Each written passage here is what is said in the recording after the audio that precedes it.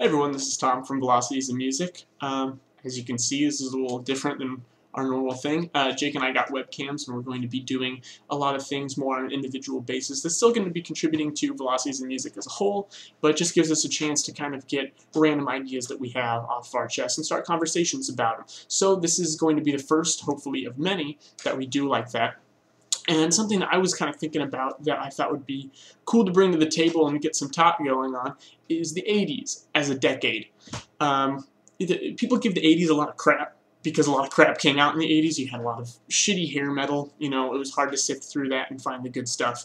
A lot of, that kind of, well, not new wave. New wave wasn't bad as a whole, but a lot of the trends, a lot of the kind of electronic, tacky stuff and production that was going on, it was just terrible.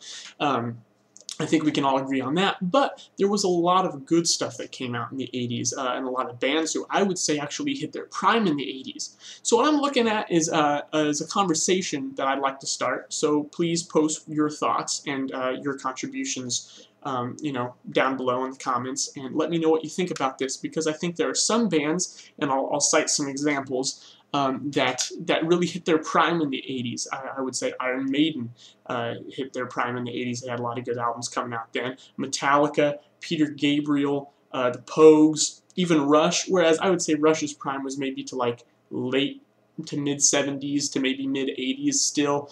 Permanent Waves and Moving Pictures and Signals, some of their best. And then even late 80s they had Hold Your Fire and Presto, but also Depeche Mode, a lot of good stuff in the 80s.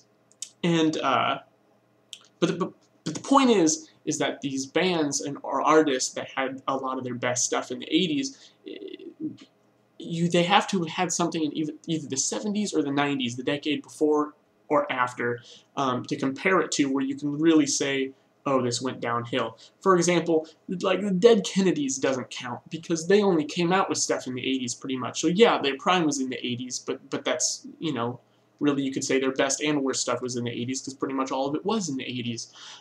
Whereas there are bands that are kind of the inverse of what I was talking about in the beginning, where maybe they had their prime in the 70s or 90s, but then the 80s was a weak spot. I would argue Queen was that way. I mean, they still had some good stuff in the 80s. I'm not saying they were really bad, but their best stuff was in the 70s, and there was a noticeable kind of downgrade in quality. Also, Kiss and Rolling Stones are a couple others I would say. I'd say Tattoo You is a good album, but a lot of other stuff in there, and it just didn't live up to their 70s material. So what do you think?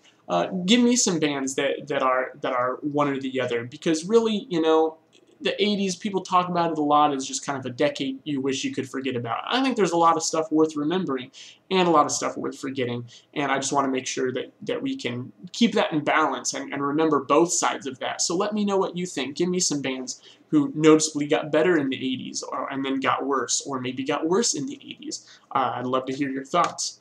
It's Tom from Velocities and Music, and hopefully we will keep moving Music Treat forward. Thanks.